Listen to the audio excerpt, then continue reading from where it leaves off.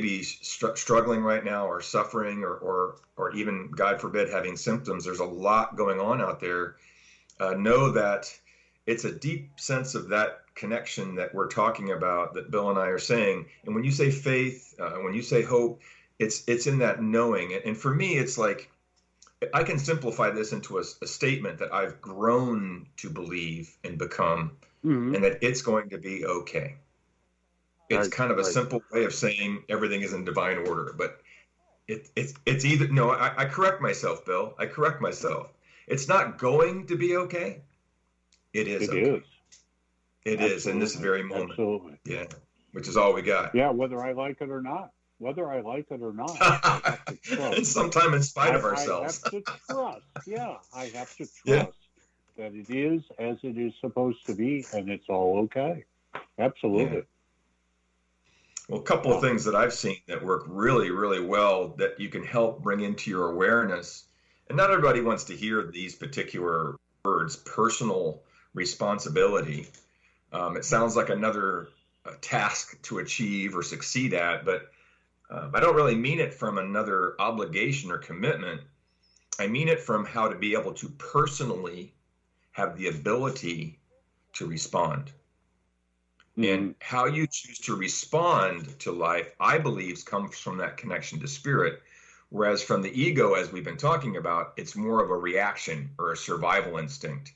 And we all know that reactions and survival instincts are obviously more abrupt, they're more forceful, they're more challenging for us. And when we're allowing ourselves to be in touch with what we truly know and are truly choosing to be, our ability to respond, we're able to move with what's happening a little easier. But that's a tough topic, personal responsibility. Oh, absolutely, absolutely.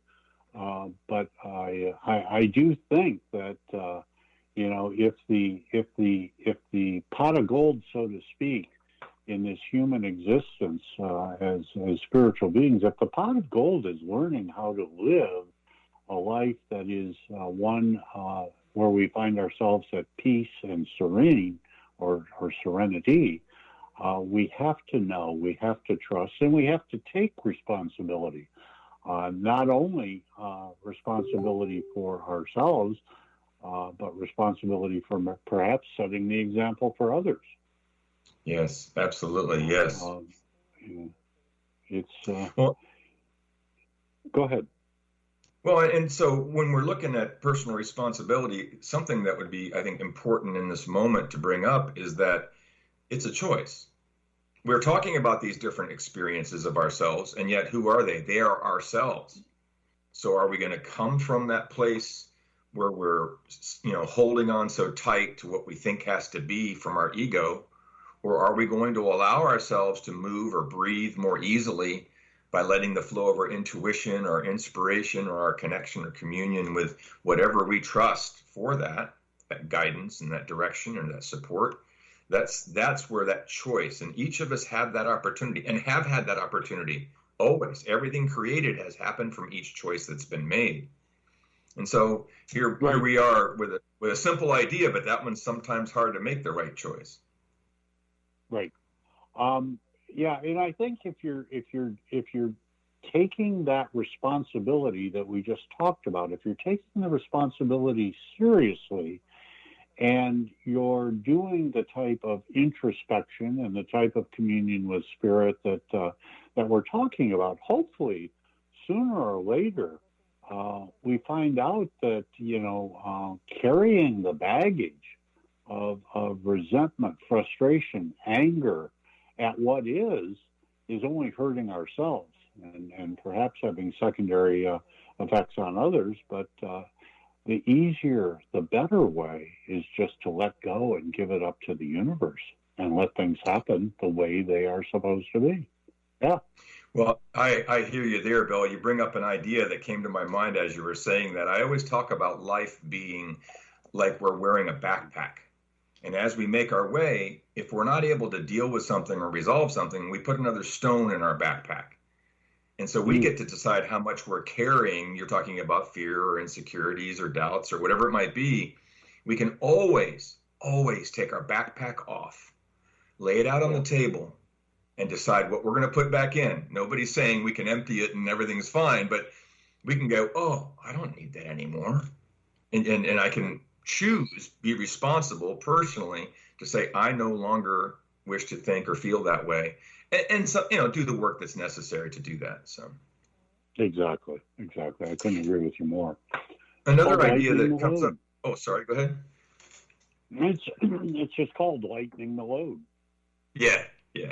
Well, we're talking about this idea of connecting with and communing with being easier. Another idea that we could talk about for just a moment is co-creating. We hear this term all the time. And what that really is that balance between doing our part as our human being in our lives and the activities of our days, and allowing the flow of the river of life to move through us, carry from us what we don't need, and bring to us the influence or the inspiration or the guidance that can help, as they say in the poem Footprints, carry us as much as us make our own way. I like that a lot. And, the thought that comes to mind for me, Jim, is one of my true passions in this human existence has been and continues to be social justice. I can look around the world through these human eyes, and I can identify certain occurrences that really tweak my spirit and will motivate me to take action. I'm a trained advocate. I mean, that's what I have done as a profession, is advocate. And what I have learned over the years is that I can make the case, I can carry the message, I can shine the light, but ultimately, at the end of the day, whatever the outcome may be is entirely out of my hands. So the human part of me can go so far in pursuit of what I consider to be right, good, or just, but at the end of the day, whatever the outcome may be is entirely out of my hands. And the only way I can manage to find some semblance of peace and balance with that is to know that whatever the outcome, it is what it is, whether I like it or not. In divine order. In divine order. Exactly. Yeah, right. It's an interesting, process. It really is. I hear you. A couple of words we can use, and we're getting close here, but being aware and being conscious. It's interesting. You said earlier, for yourself and for others. I think I'd like to finish these last couple of minutes in a conversation about, how can we be the difference that makes the difference? And it's by being in that flow of our connection, whatever it is, and allowing that to be, we can't control it, like you said, but how we can bring the influence of who we are being or how we are being into our interactions, our relationships, our communities, and we are the world. So right now the world needs a little bit more divine order, I think, or at least people being able to relax into allowing that, and it could bring some more harmony and balance to who we are. Absolutely. I think, we all have that light within us, and it's a question of how much and how often and to whom we want to shine it. And I would hope that by setting the example and living more in the spiritual plane and less in the realm of ego and power, that society as a whole and the world at large will continue this process of evolution toward a better and greater good. Yes, and we are the world, and so it brings a quick story to mind. I was it happened to be a Christian rock concert where it was at Universal Studios, and so it was this big venue with a dozen different bands and all this kind of thing. And at the near sunset or right after sunset, everything stopped, and there were people all over the park, handled every person there a candle. And at a point at the front in the beginning of where they were initiating this thing, they lit the first candle, and then that candle lit the next, lit the next, lit the next, lit the next. Pretty soon, all you could see is all that light shining all around you. So it's something to think about as we're finishing up here, Bill.